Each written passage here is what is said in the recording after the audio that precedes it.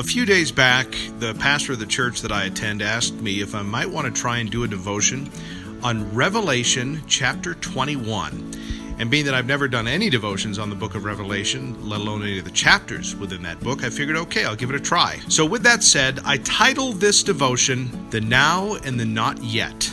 And it's taken from Revelation chapter 21 and also chapter 22, because I don't think you can really view chapter 21 correctly without 22 as well. And keep in mind that both of these chapters, 21 and 22, are the last two chapters in the book of Revelation. Now, you know, there is a term in Christian circles known as the now and the not yet. Of course, that's the title of this devotion. And what that really means is this. The now refers, for the most part, to the fallen world where we are now, to the fact that creation is off kilter.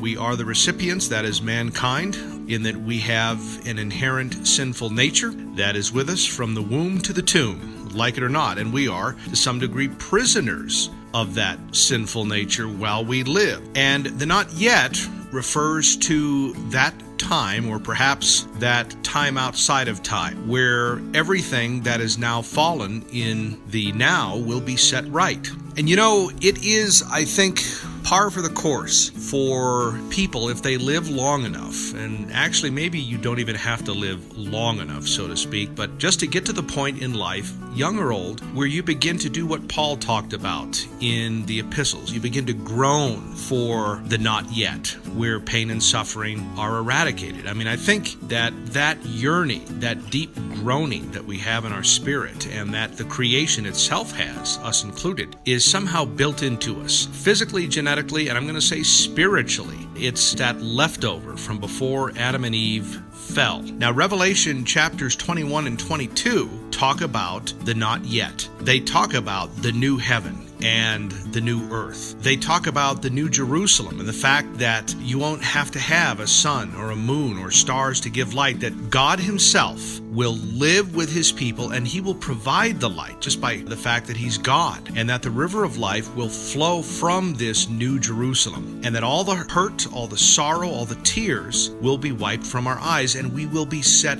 right with God. In other words, we'll be given new hearts, as Ezekiel the prophet said. You know, if there is a practical application for Revelation chapters 21 and 22, and these are difficult chapters, is that while we live, we're to have the attitude of the not yet. That is, we are to have the attitude, I'd say, of heaven. In Matthew 6, Christ says, what are we to benefit if we worry about what we eat or what we wear? Now, the fact is, your Heavenly Father knows what you need, and He'll provide these things for you. And you know, if you add up all the stuff that Paul says collectively in the epistles, and Peter and John, I'm going to have to add to that and say, what does it benefit a man to worry about his reputation while he's here? I mean, people get so hung up on all of that nonsense. And what's it really benefit a man to worry about his career while he's here? Set your sights on Christ. Set your sights on heaven. Set your sights on the not yet. I wonder how much happier we would be, how much more contented if we had our sights properly set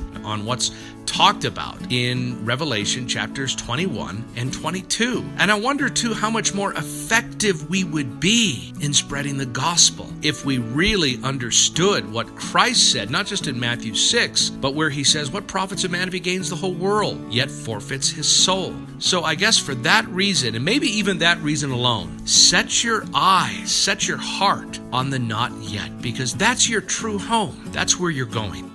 Well, enough of my ramblings once again for both of you. God bless you.